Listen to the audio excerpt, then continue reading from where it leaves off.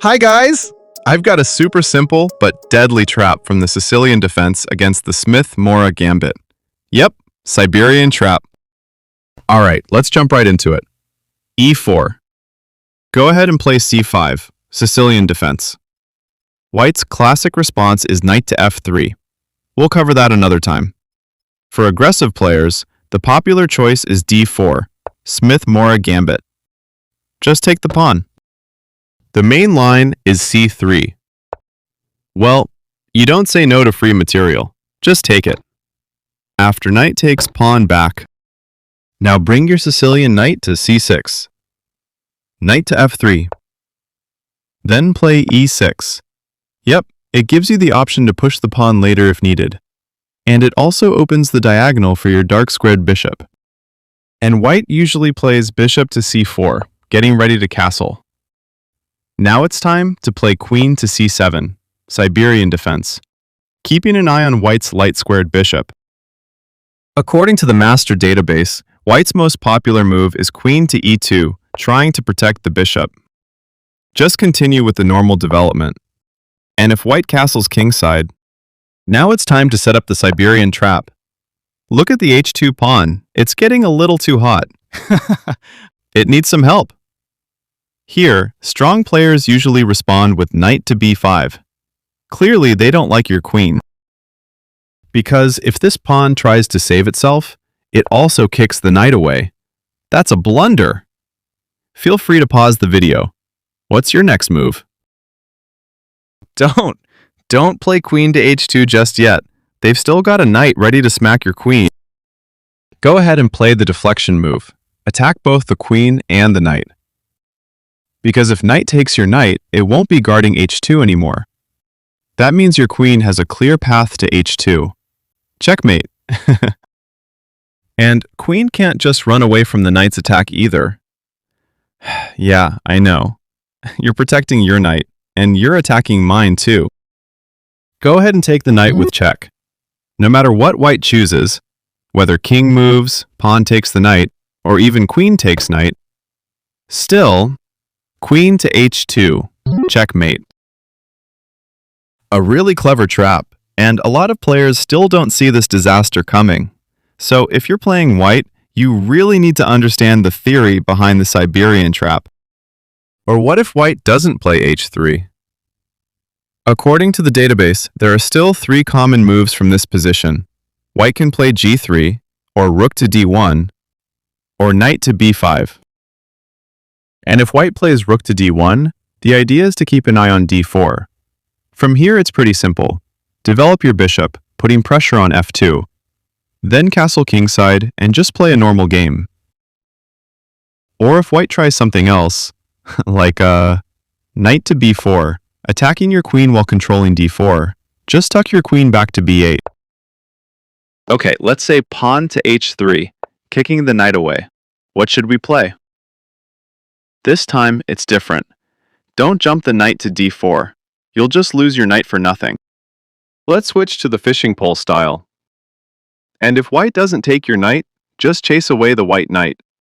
Once that knight is gone, set up the same deadly trap as before. And the exact same disaster is about to hit Team White.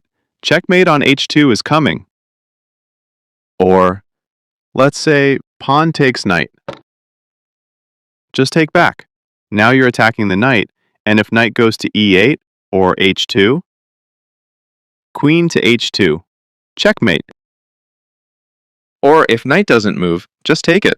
That also attacks the queen. And once the queen moves away, launch queen to H2, checkmate. Okay, the best move to consider is knight to H4. Thanks. We simply win our piece back. And the threat is still the same. Checkmate on H2. So white has to push the pawn. Otherwise, forget about saving the rook. We're inviting the knight to the party. White really has to calculate carefully here. Why? Okay, look. Your knight is ready to cause some chaos with knight to F3. That gives check. After the king moves, rook to H2. Checkmate. Or if pawn takes the rook, knight still can't be stopped from jumping to F3 with check. And here, queen has to take the knight. Then, of course, just take the queen with the pawn. From there, the game becomes much easier for you. Because if white king tries to run from the knight's attack, whether to h2 or anywhere else, hasta la vista, baby. Checkmate. Okay, guys. What a beautiful checkmate from the Siberian fishing pole trap. Give it a try in your own games. But wait, what if white doesn't play knight to b5, and doesn't play h3 either, but plays g3 instead? It looks like a much more solid move, because it completely cuts off the queen's path to h2, and king will be much safer after goes to g2. Okay. Go ahead and develop your bishop to a more active square, putting pressure on f2. And now, white can't chase away that pesky knight, because black will tear the position apart after queen takes g3. Remember, pawn can't take the queen, it's pinned by the bishop. For example, if white responds with bishop to f4 attacking your queen, just block with the pawn. And if white keeps chasing your queen, simply slide your queen over to e7. From there, your queen won't be under attack anymore. After king to g2, just castle. Pawn chases away the knight. Knight to e5, forking the knight and the bishop. And if bishop takes, pawn takes. Both sides bring the rooks to the open file. Bishop retreats. Relax, your rook is still safe. Just chase the knight away. And after knight retreats, bring your knight to the center. Look, a triple fork. If knight takes knight, just take back with the bishop.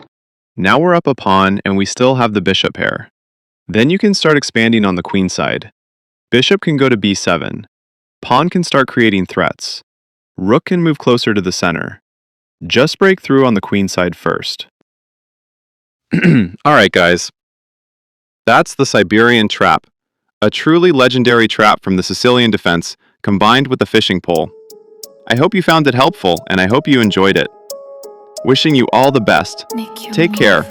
Thanks for watching and I'll see you in the next trap. Welcome to the